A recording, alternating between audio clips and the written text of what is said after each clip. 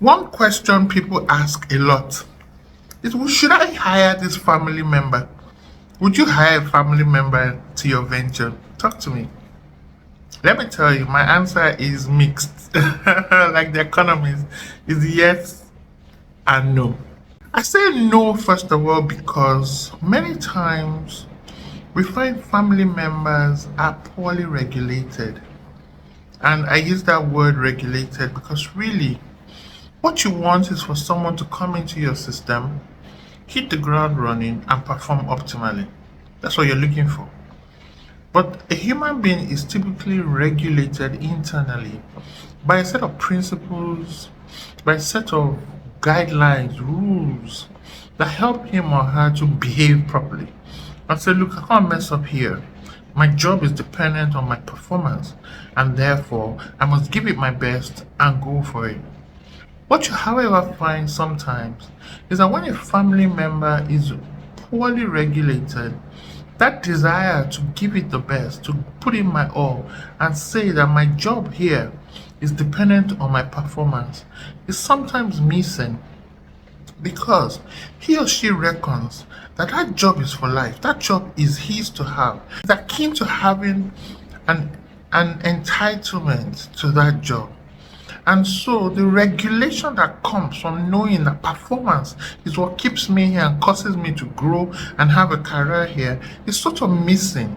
And it stops being about performance and now becomes about my relationship with probably the owner, the founder, or the key stakeholder that owns majority shareholding. And then that poor regulation tends to show in performance.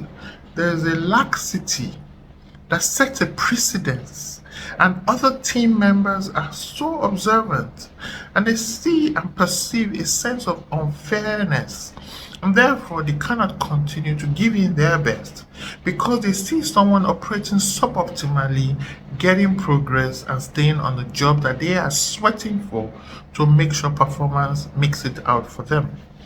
So, on that basis, if that family member is poorly regulated, quite honestly, you have no business having him or her in your workplace. Whether that person is your spouse, your brother, or your cousins, sisters, in law, forget it. Look for another place.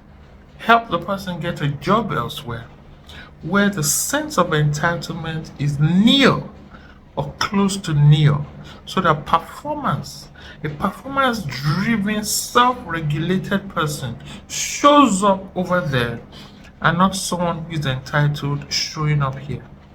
That's my no. Long no, I know. But I just thought it needed to be explained. Because if you ask me just off the cuff, I just say, oh, not really.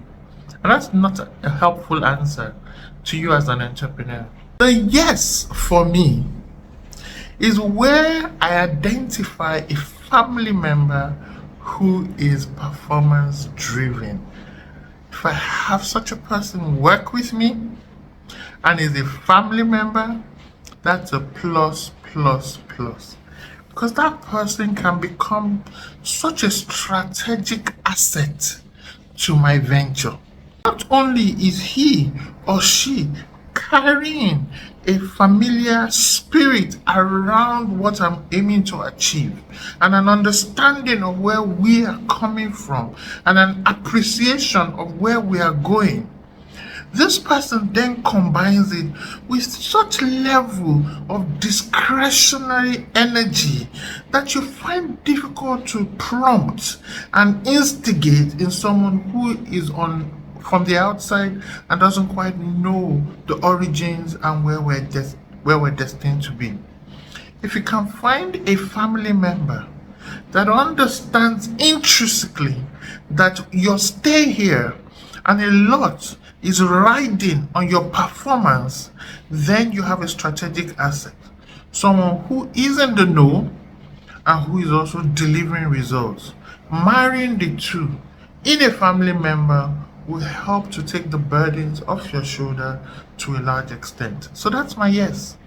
So I can't give you a blanket no, especially because people differ. Observe study, and give the person a trial period. Some people will thrive during that trial, as you would give anybody anyway. So 6 months of trial, or some assignments that they do, some consulting type work, that the KPIs and the deliverables are clearly mapped out, and you can use that to test. And if the person messes up, please ask the person